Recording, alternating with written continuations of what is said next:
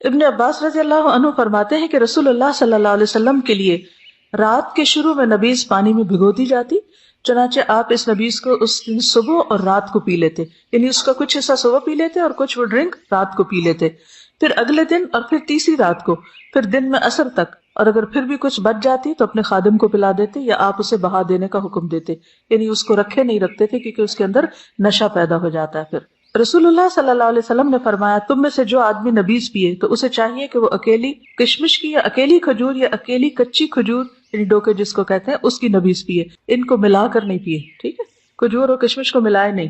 اچھا، ہماری فوڈ میں ایک اور عام خرابی کیا ہے کہ ہم ایک ریسیپی کے اندر اتنا کچھ ڈال دیتے ہیں کہ وہ معدے بیچارے کو تو یا ہمارا جو ڈائجسٹو سسٹم سارٹ آؤٹ کرنے میں پاگل ہو جاتا ہوگا کہ یہ کیا کیا بلائیں اندر آ گئی ہیں، اب ان کو کہاں کہاں رکھا جائے۔ تو عام طور پر آپ دیکھیں کہ جب ہم کھانا بنانے لگتے ہیں تو وہ مثالوں کی بھرمار کر دیتے ہیں، اسی طرح اگر کوئی میٹھا بنانے لگتے ہیں تو ہر قسم کے نٹس کٹھے ہی اس میں ڈال دیتے ہیں، اسی طرح اگر کوئی ڈرنک بنانے لگے تو اس میں بھی 4-5 چیزیں جب تک اکٹھی نہ ہو تو ہمیں لگتا مزہ نہیں آیا، اور وہ مزہ کسی ایک چیز کا بھی اس میں نہیں آتا کہ وہ کیا کھا رہے ہو کیا نہیں۔ تو اس میں سنگل فوڈ کا جو کانسیپٹ ہے یہ نبی صلی اللہ علیہ وسلم کے ہاں بہت عام ہے۔ اگر آپ دیکھیں تو سنگل فوڈ یعنی اس میں 2-3-4 چیزیں اکٹھی نہیں کی جاتی۔ اگر آپ کو کوئی بھی ڈائجسٹو پرابلم ہے تو آپ اپنی فوڈ کو تھوڑا سا اسی پیٹرن پر لے آئیں تو آپ دیکھیں گے کہ معدے کے وہ جو جلن اور اس کے بہت سے مسائل حل ہو جائیں گے، جن کو عام طور پر ہم ڈائجسٹو ٹیبلٹس لے کے حل کرتے رہتے ہیں، جو کہ اور زیادہ مرض کو ایک طرح سے انکریز کرتے رہتے، بڑھاتے رہتے ہیں۔ تو آپ یہ کر سکتے ہیں کہ ایک دن آپ کشمش کی پی لیں،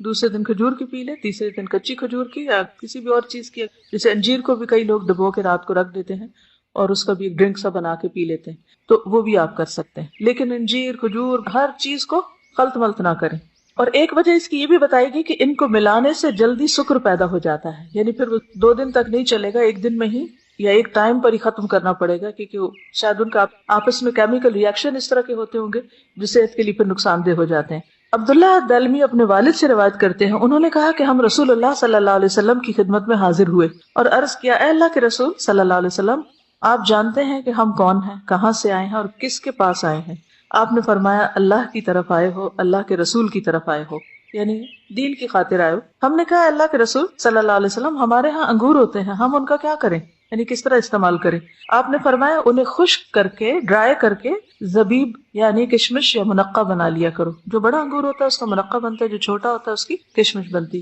ہم نے عرض کیا، ہم زبیب کشمش کا کیا کریں، یعنی اسے سکھا کے پھر اس کو واٹ نیکسٹ؟ اب اس سے بھی آپ دیکھیں کہ مختلف لوگ کس قسم کے سوال بعض اوقات کرتے ہیں۔ آپ نے فرمایا، صبح کے وقت بھگو دیا کرو اور رات کو پی لیا کرو۔